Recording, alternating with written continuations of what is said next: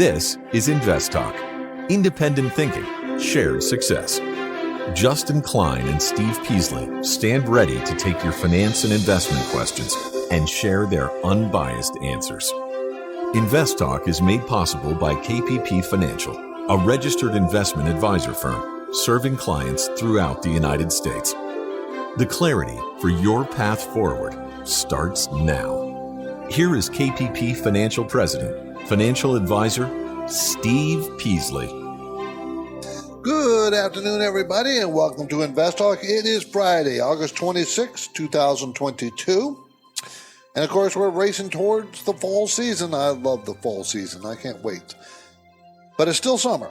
We're still in summer.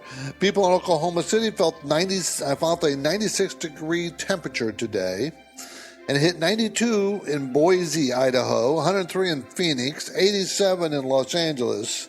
So summer is still hanging on. Don't think it's gone yet. It's not.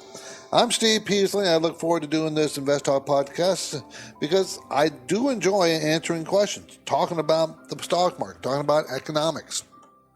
That's one of the things I like to do. One of the major things I like to do, actually. And the phone number, if you want to talk to me, is always the same. It's open 24 hours a day, 7 days a week. It is 888-99-CHART. So I've got a lot of material to discuss. You know, I usually do, because I try to make sure I do, so it's entertaining and informative at the same time. So, my focus point today.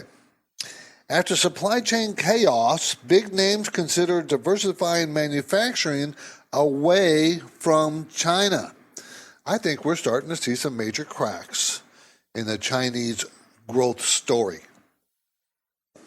Couldn't last forever, and it's not. I'm old enough to remember the same growth story coming out of Japan. Okay? And there was articles saying that when will Japan outgrow the United States? This is in the 1980s, late 1980s. And of course, you hear nothing but about, China is huge, which it is. I'm not arguing with that. But they've got so many problems they've been burying for years that eventually that can't happen. Eventually. So, it's, and I'm going to talk about why this China story is starting to crack. We'll talk about that here. Time permitting, I also dig into a few other things. A PCE report came out. PCE, that's an inflation report came out today, and the one the Fed likes the best. So we'll discuss that. Let's see. Cleveland's Federal Reserve President, Loretta Maestro, talked about interest rates. We'll talk about that too. And besides Powell's little announcement that he had today from Jackson Hole. And RMDs, required minimum distribution, the formula is changing. The IRS is changing the formula. Is that good or bad? So those things I want to get to if we can. Okay. We also have some voice bank questions set up. CQP, Cheniere Energy Partners, and Tesla. And, of course, I'll be sharing highlights from the newest KPP Premium newsletter. That's coming up about the halfway point of the podcast. So I've got all this planned for this episode of the podcast. And, of course, I will take your live calls at 888-99-CHART. So how did the market do today? Had a really bad day today. The Dow is down 1,008 points. That's 3%, 3.03. The NASDAQ down 498 points. That's 3.94%, almost 4%. And the SP down 141 points, 3.3%. So only in the S&P 500, only 5 stocks were up today. 5. So that's a bad day. Broad sell-off today. Painful. Of course it's painful, yeah. So that's what it is. Let's go, instead of dwelling on that pain, let's go ahead and take our first caller question. Hello, Steve and Justin. This is Dan from Wisconsin. I had a question regarding a company called Greif Incorporated. Ticker symbol is GEF. The a consumer cyclical packaging company. I kind of like it quite a bit. I'm looking at the numbers here. It's kind of bottomed out, and it's on its way back up. Let me know what you think of this. It looks pretty promising to me. It's got some good numbers in certain areas that I don't know about all of it. And it'd be nice to hear your opinion. Thank you. Bye. Okay, manufacturers, this is Greif, symbol GEF, manufactures steel, fiber, plastic drums, bulk containers, closure systems, and water bottles. That's what they do. $3.3 billion company, so it's a basic manufacturing type of company. They are very solid, have grown earnings every year, very consistent. They're going to make $7.62 a share this year.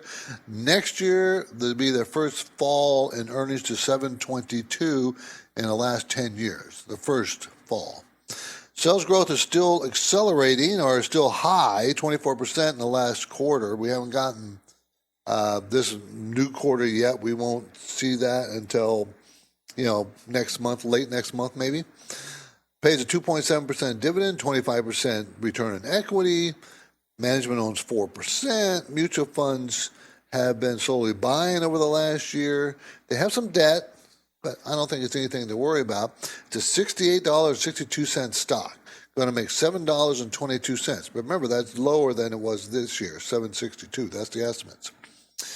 So the stock fell, or got down to close to $50 a share, and then came back up. Okay, and it's double topping now, and it's failing at the double top. Okay, you got about $72 a share. So it's failing at that double top. So I would be very, very cautious here. I wouldn't be buying it here. I would not. I'd wait till to see how far it goes back down because it's failing at that top. Now, you also got to remember it's a cyclical, an economic sensitive type stock. And the Fed is raising interest rates. There's an old saying, don't fight the Fed. The Fed wants to slow the economy. That will slow very cyclical stocks quickly, and this is one of them. So I would be very cautious with this type of company in this current economic environment. We're heading into a break. I welcome your finance and investment questions. You can do that right now. No question is too simple or hopefully too complex. You set the agenda. You do. Call InvestTalk, 888-99-CHART.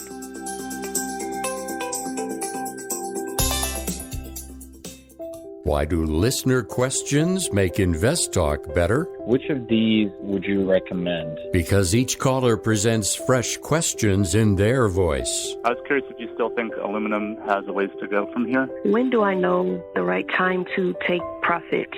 Should I be looking for an exit? Should I be holding here? And listeners instinctively realize that InvestTalk uniquely offers a welcome dose of investing satisfaction. I think you have a terrific show, and I've learned a whole lot. Hey guys, love your show. I've been listening for several years now, and I've learned a lot. Justin Klein and Steve Peasley understand what investors need and want. I would look at it from a tax perspective. If there's no tax implications, move on, find better ways to use that money. I'm going with the odds. I think a half position now would at least get you in it and get you watching it so you won't lose track of it. Don't forget to call InvestTalk, 888-99-CHART. Now, each time I host the InvestTalk podcast, I have the satisfaction of taking caller questions and then breaking down the often complex dynamics involved. If you've never called, don't hold back.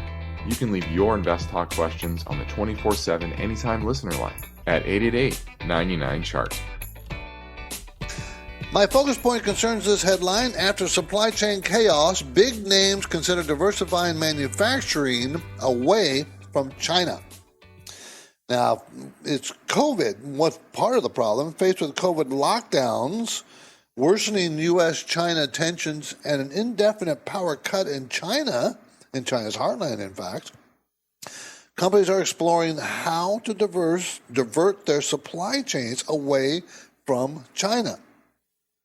Okay, so it's a complex story, but China's starting to show that they cannot be the center of manufacturing they were because they can't. They have rules and regulations that are that is causing problems. For instance, they have zero tolerance for COVID. So if they just have a few cases in any city, any province, any place, they'll shut down that whole thing. And they've done that, and they continue to do that. Okay? Also, they have power outages and power shortages in the heartland of China that they never had before, never had this issue before. Now they do. So they've forced manufacturers to shut down during the day, because they want to divert the power to the homes, which I don't blame them, but they need more power, period, and they don't have it. So what's happening is big manufacturers, we're talking like Mazda, Tesla,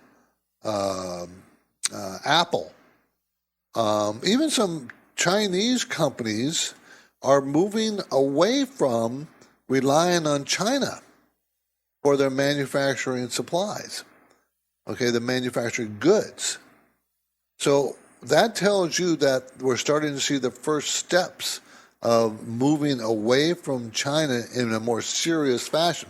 Before it was moving away from China because President Trump wanted them to move away from China.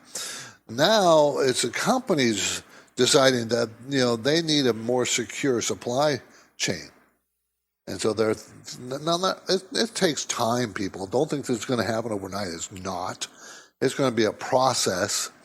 But you then throw in the politics of the situation between U.S. and China, and you can see what the problems are. Now, where are the manufacturers going to go? Well, there's three main places that the article mentions: Mexico, India, and Vietnam.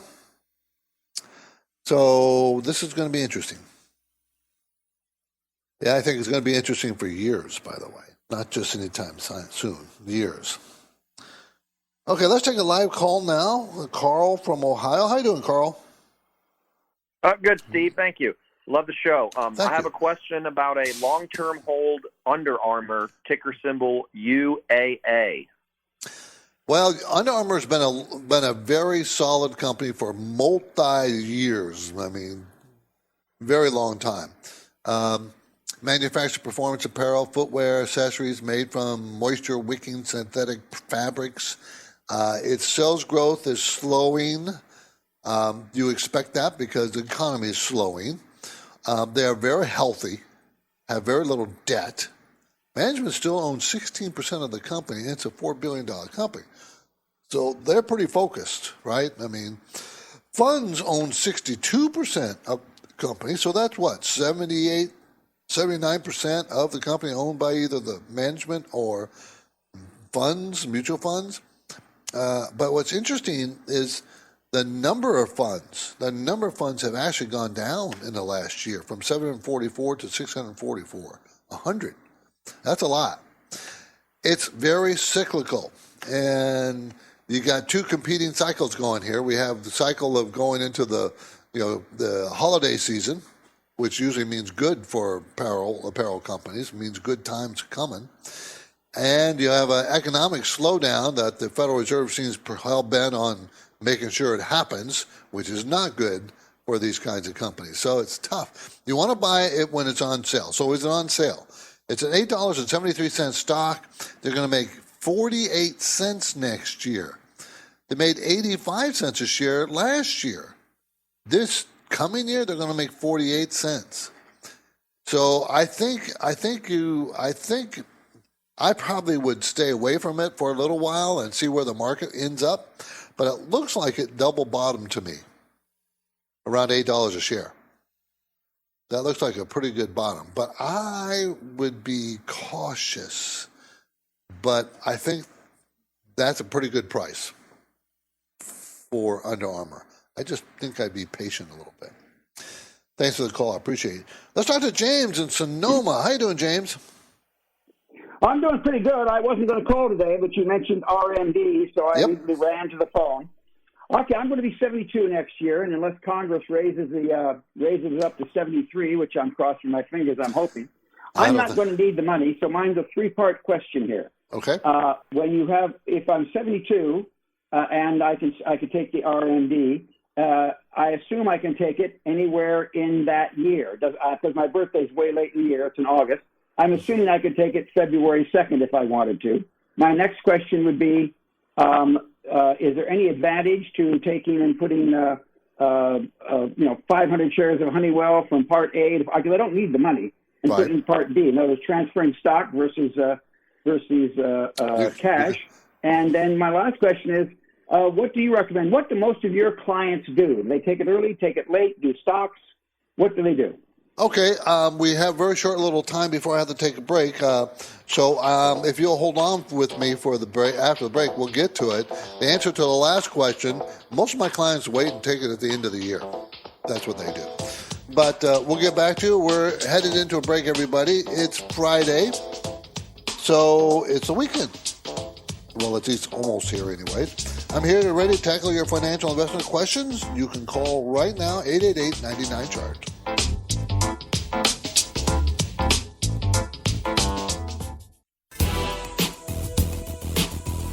The stock market is volatile. It's constantly changing. So how are you positioned?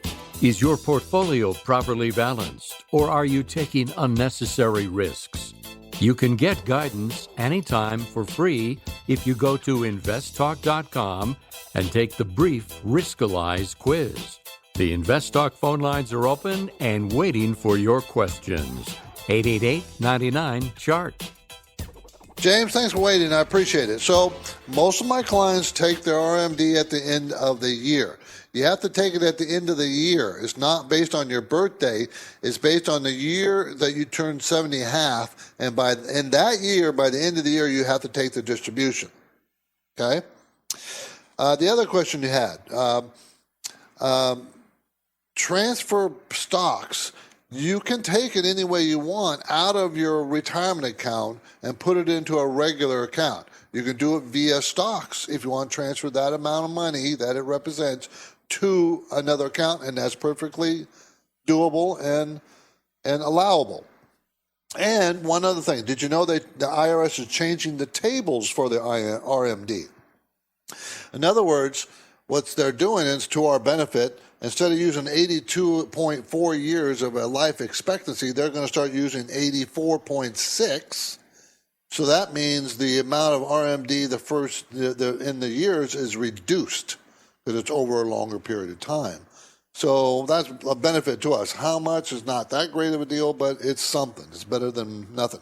And I doubt seriously that, James, that the IRS is going to extend another year.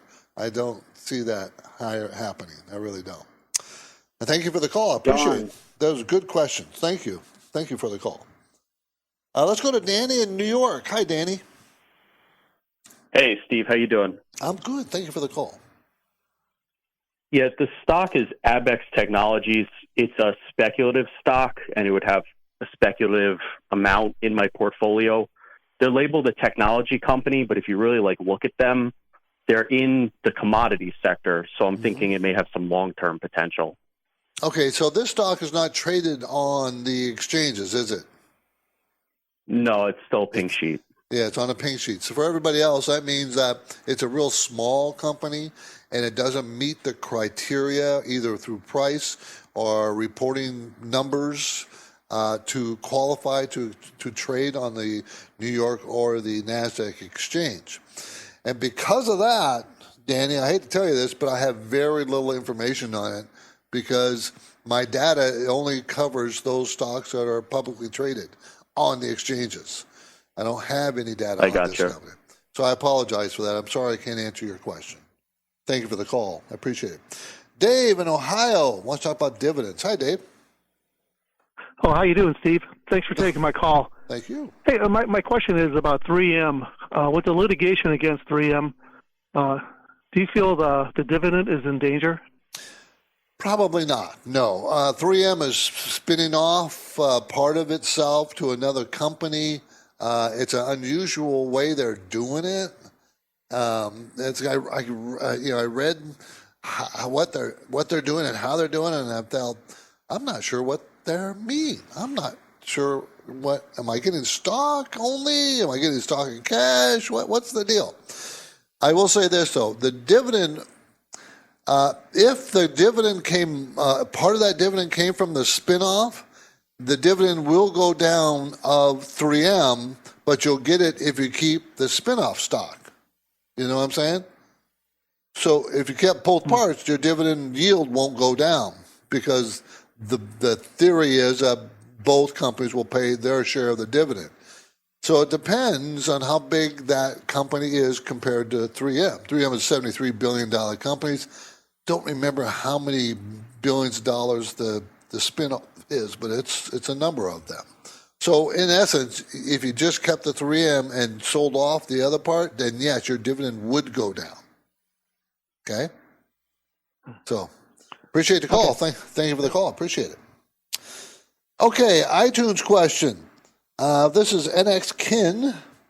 I hold positions in EPD, and ET, and was looking for your thoughts. Would holding one over the other for more over the other be more beneficial than having holdings of each? Well, obviously, each means you have a little bit of diversification because you have two. Enterprise Products Partnership, EEPD, is an MLP engaged in natural gas liquid fractionation, transportation, and storage, pays a 7.1% dividend. And ET, not to be confused with the movie, is energy transfer, engaged in natural gas midstream liquid transportation and storage business in the United States, and it pays 7.6%. So you have some diversification in this field, and I see no problem with that as long as you don't have too much of this sector in your portfolio. I wouldn't load up on the sector, I would not, but I kind of like these. That I think their dividends pretty secure for both of them, and their earnings are very strong, and I don't think oil prices are going to go down that much. I don't. Okay, thanks for the call. Thanks you for the Apple review on InvestTalk. I appreciate it. I hold position. Well, okay, we will take a break. The newsletter is coming up on InvestTalk 888-99-CHART. As you gear up for fall, you need the right people on your team to help your small business fire on all cylinders. LinkedIn Jobs is here to make it easier to find the people you want to talk to, faster and for free. From years of experience, I can tell you this: searching for and then hiring the right candidate, someone who is a good fit for your business, is not an easy task. That's why you will appreciate the power of LinkedIn. Create a free job post in minutes on LinkedIn Jobs to reach your network and beyond, to the world's largest professional network of over 810 million people. Then, add your job and the purple #hiring frame to your LinkedIn profile to spread the word that you're hiring so your network can help you find the right people to hire. Simple tools like screening questions make it easy to focus on candidates with just the right skills and experience, so you can quickly prioritize who you'd like to interview and hire. It's why small businesses rate LinkedIn Jobs #1 in delivering quality hires versus leading competitors. LinkedIn Jobs helps you find the candidates you want to talk to faster. Did you know every week nearly 40 million job seekers visit LinkedIn? Post your job for free at linkedin.com/invest. That's linkedin.com/invest to post your job for free. Terms and conditions apply. The roar of our engines, the pump of our heartbeats, the pedal to our metal, the sparks that ignite us, the pistons that push us, the passions that drive us. From the feelings that move us to the places that pull us on the roads that unite us. With nearly 6,000 stores and over 17,000 auto care centers, Napa has America's largest network of parts and care, here to keep you firing on all cylinders.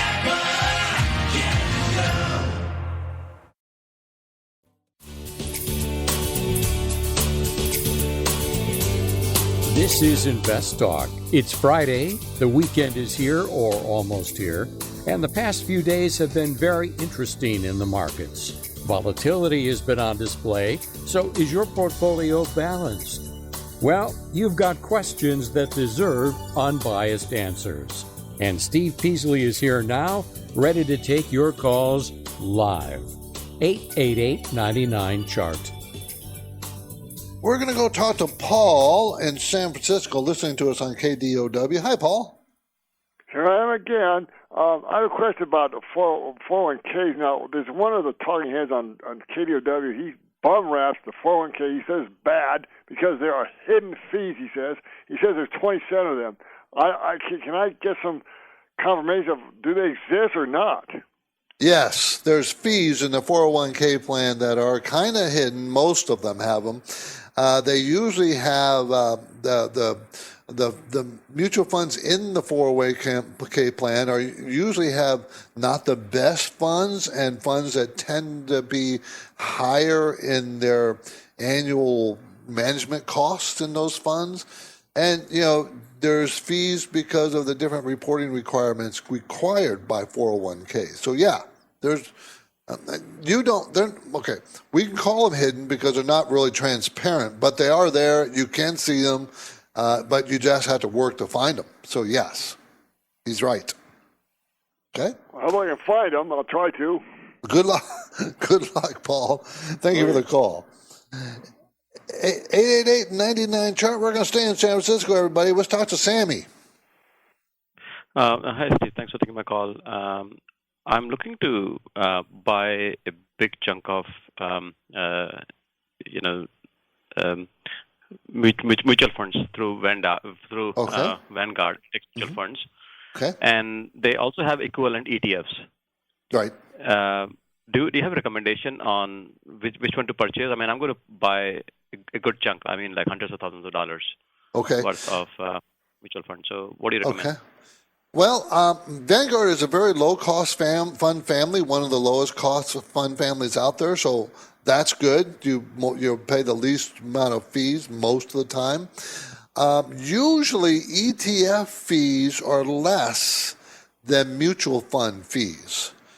But it depends on which ETFs and which mutual funds you buy. You kind of have to compare. If you're going to buy, let's say, an index, then it's pretty easy to compare. They have an S&P 500 mutual fund in the Vanguard and an S&P 500 ETF in Vanguard. So it's pretty easy to compare those funds. So I don't really have a problem with doing what you're doing. But if you have so much money, I'm curious as why do you not want to build your own mutual fund, and then for there you don't have to have any fees. There's usually no cost to buy stocks, and you can be just as diversified as you want to be, like any other mutual fund ETF, fund. So, but yeah, either one. I think the ETFs would probably be less expensive than the mutual fund, but as I said, Vanguard is very low cost. You can find out that cost. Good question. Thank you for the call. I appreciate it. Let's go to Daniel. Daniel in California somewhere. Pardon me? Hi. Yeah. Hey. Good afternoon. Just wanted to find out your thoughts on AFLAC, the insurance. Sure. AFLAC. AFL. Headquarters in Columbus, Georgia, offers cancer, accident, health, disability, and life insurance in Japan and the United States. Now, if you haven't seen the AFLAC duck on TV, you don't watch TV because it's been around for years and that's been their major marketing effort. And it's been very successful for them over the years. Sales of AFLAC have fallen for 4 quarters in a row. So I don't like that part. They are a very big, $39 billion company, and they do $26 billion in sales, so that's a very good relationship every year. They're going to make $5.34 this year, $5.42 last year. They made $6.01 in 2021. So 2022, $5.34, then 2023, $5.42, and it's a $60 stock. So we're talking about 11 PE, and the 5-year range is 5 to 13. They pay a 2.6% dividend, return on equity is 12%, a little low. Very little debt, and mutual funds I have been slowly buying. I think it's a little expensive right now. Now, when I say that, it's pretty low PE, but compared to its history of its PE, it's about 11, and they go from 5 to 13 in the last 5 years. So it's kind of on the high end. I'd wait for a decent pullback before I'd buy it. I'd like to see it get down to $51 a share. That's where I would like to see it. Thank you for the call. I appreciate it. That was AFLAC, everybody. AFL. The KPP Premium Newsletter is finished today, and it will be distributed to subscribers. Let's have a little preview. In the market conditions section, I explained that volume this week was very low. In fact, it was about 26% lower than compared with the same week last year.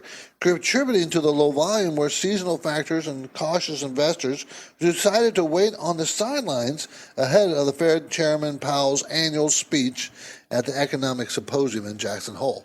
And you saw what he said today, and it tanked the market. Investors are always ready to dissect Powell's comments, always, for clues on the direction of the Fed policy. One little word or statement can move the market significantly. We saw that. After the speech today, the market sold off due to a more hawkish stance on interest rates. Currently, the market has a 55% probability of a 0.75% rate hike, which is up significantly from last week when it was much lower. The rate hike was expected to be 0.50, another 0.5%. Now the odds are starting to move up. It's going to be 0.75. Mortgage rates in the United States increased to their highest point since June. This put more pressure on demand. The average of a 30-year loan rose to 5.5% from 5.13% last week. This will add to strain to an already slumping real estate market, even though demand has reduced and days on the market have increased. Prices are still resilient. Sellers are not backed into a corner, causing them to be forced to sell their homes. I think prices are still going to come down. I really do. Consumers remain financially healthy, even with the discomfort of the high inflation. We are likely to see prices soften or decline next year. And given higher rates and a softer job market, that's just what's going to be. According to the Commerce Department, the U.S. gross domestic product contracted at a 0.6% annual rate from April to June, compared with an initial estimate of 0.9% decline, so it contracted less. The better-than-expected revision helped the market. Not a lot. With lower gas prices, consumers increased their spending on other discretionary items, which resulted in the positive revision. Market volume will most likely increase next week as we have some key economic indicator reports, such as non-farm payrolls, our monthly jobs report. That'll give us the unemployment rate. ISM Manufacturing Index, consumer confidence. There's a lot more commentary, detail in the newsletter. Okay? The stock ideas. I looked at a pet care products company that offers puppy food, treats, nutrition, supplies through retail outlets and online platforms. The company operates around 1,500 pet care centers across the United States, Mexico, and Puerto Rico, which also includes a network of more than 150 in-store veterinarian hospitals. The stock is currently trading near its 50-day moving average and just about 20% below its 200-day moving average. The industry will continue to expand and should be on everyone's watch list moving forward. Pet spending on pets in the United States has been going up consistently for a long time. Also, we focused on an off-price retailer of apparel, home, fashions, and other merchandise. It sells a variety of branded goods, opportunistic buying inventory from a network over 21,000 vendors worldwide. Its business model revolves around undercutting conventional retailers' regular prices by at least 20 to 60%. It derives most of its revenues from the U.S., 79%. The remainder is spread through Europe, Canada, and Australia. It should be on your watch list moving forward, and upon a pullback closer to the 50-day moving average, it could present a great buying opportunity. Of course, we name names in the newsletter, but I'm not allowed to do that on air. I'm not. By the SEC, by the way. So I've given you a sample teaser of the latest KPP Premium Newsletter. Subscribers receive the full edition via email each Saturday morning usually. And they also get the Portfolio Consumer Watch sections and learn more about how to subscribe at InvestTalk.com if you're interested. Okay, PCE number came out today. That's the inflation number. That's the inflation number that the Federal Reserve likes to look at best. It shrank 0.1% from 1% the month before. Okay, 1% inflation down to a shrinkage of 0.1%. Core PCE, core, grew by 0.1% the month before. It was up 0.6%.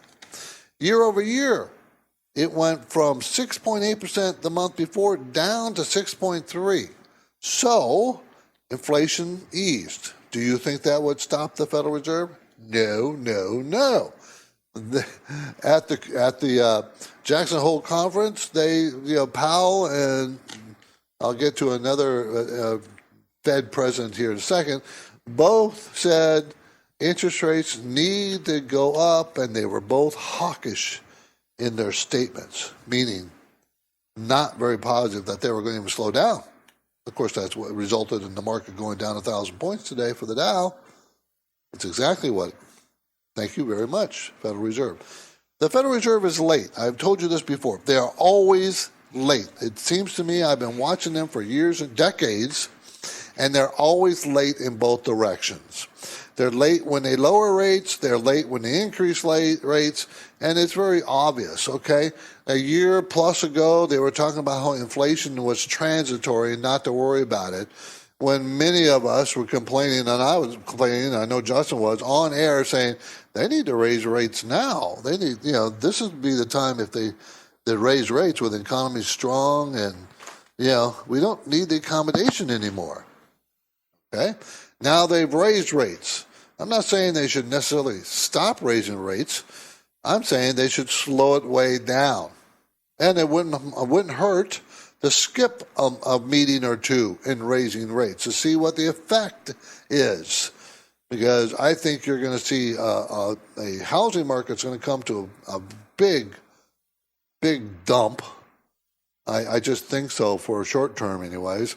And the economy is showing some big cracks, and they just seem, we want to see more big cracks. That's what they're saying. They want to see more. They want to see it. Well, how much more do you want to see? Do you want to wait till we're in full-blown contraction of the economy by several percentage points, then stop raising rates? That's not what you should be doing. You should be lowering rates before you even see that happening. They're not proactive. They always seem to me reactive. That's what I think. There's no denying it. The investment environment has changed a lot in the past year or so, all because of interest rates. So as investors, you've got to prepare and deal with reality, everybody. Now, we might be able to help you with that. So I like to mention our company, the benefits we might be able to provide. I'm Steve Peasley and Justin Klein. We're both owners of the company.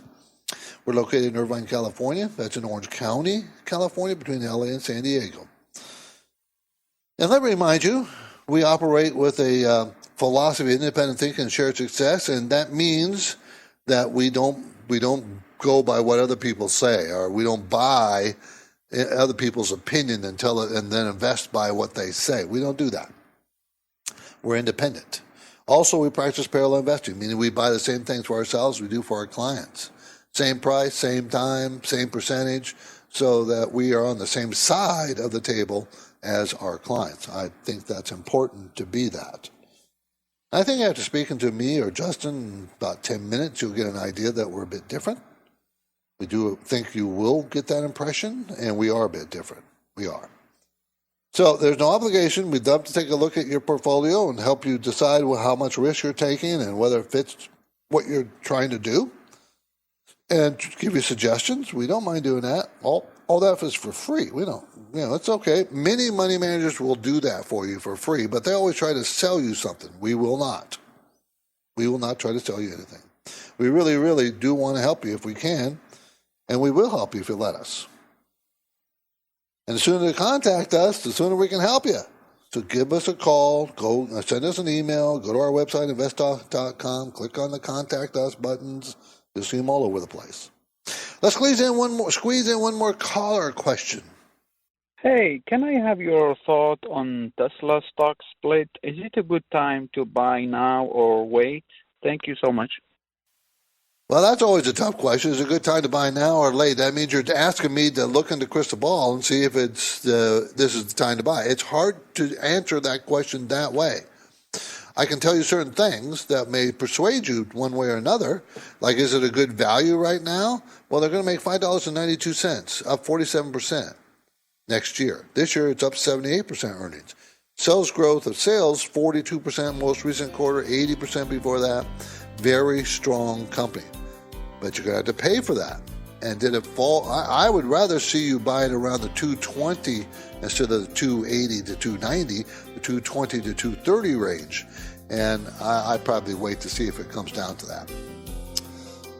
Okay, this is InvestTalk. I'm Steve Peasley. Give me a call, 888-99-CHART.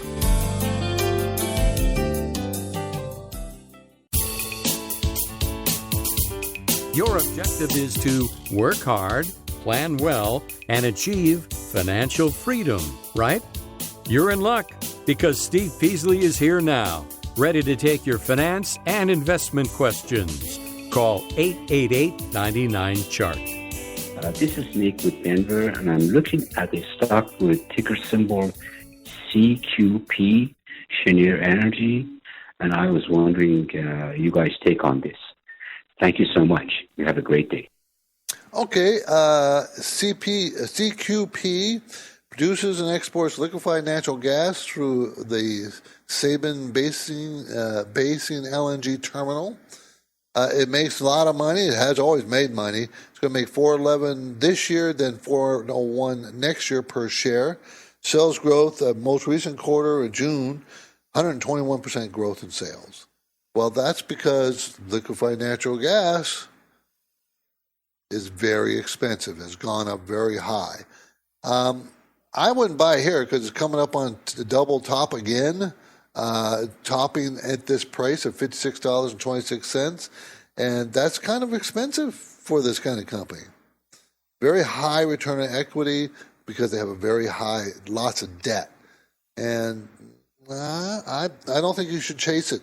I think it'll come back down and let it base. It pays a really nice dividend of 5.2%, and that would be the reason I would buy it. But I would like to buy it in the 40s, not in the 50s. Okay, low as a 40, maybe even the high 30s. But that's me, because I don't like to overpay for things. And I'm not saying it's super expensive. It's just trading at the high of its PE range, and I don't like doing that. That's not the right thing to do.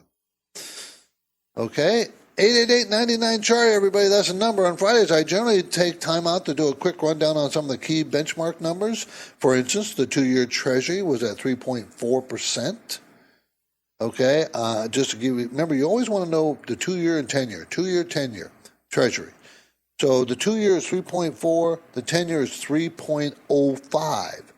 That means the yield curve is inverted and has been, and that usually is not a good sign for the economy. And this has now been stretching out for some time. That tells me the economy is going to get weaker. That's what that tells me. Okay, gold prices, $1,736 an ounce. So we could go with $1,750. It has done nothing in over a year. Now it's just been going sideways. It's not much help for the portfolios, even though inflation's really high. Even with the economy starting to slow down, that should be positive. Both of those things should be positive for gold. Should be. Not.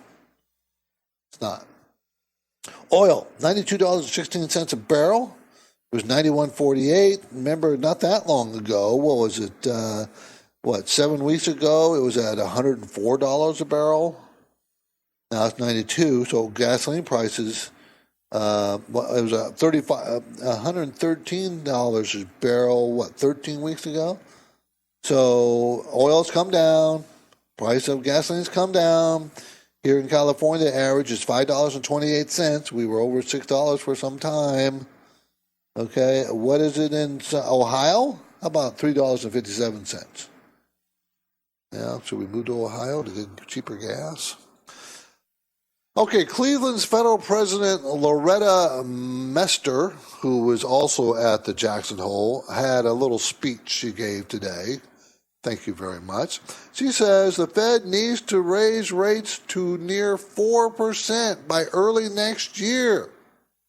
Remember, currently we're in a range of 2.25 to 2.50. So she wants to raise the rate 75%, 80% more. That's what she thinks the Fed needs to do. This is what I mean by there seem to be, to me, blind to the reality of what you're doing to the economy. Yeah, I know that they're all talking about inflation. We need to kill inflation. We need to kill it. I understand that. We do. I'm not disagreeing with that at all. But we're already seeing inflation starting to weaken.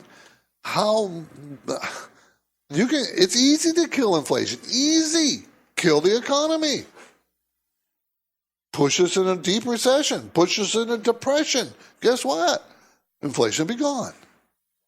See, but you're trying to guide the economy, not destroy it. And they always act like, well, we think we can do this without, too much damage to the economy. No, you can't. You can't raise it to 4% and not do a ton of damage to the economy. Come on. Anyways. Now, mind you, 4% in and of itself is not high. But it's high, way higher than we were used to, and therefore its impact is much greater. I'm Steve Peasley, and this completes another InvestTalk program. Justin Klein and I thank you for listening, and we encourage you to tell your friends and family members about our free podcast downloads. We would appreciate that. We really would. So you get your downloads anytime, iTunes, Google Play, and Spotify. And if you do download it from iTunes, please rate and review us. We would appreciate that. We really would. Independent thinking, share success. This is InvestTalk, everybody. Enjoy your weekend.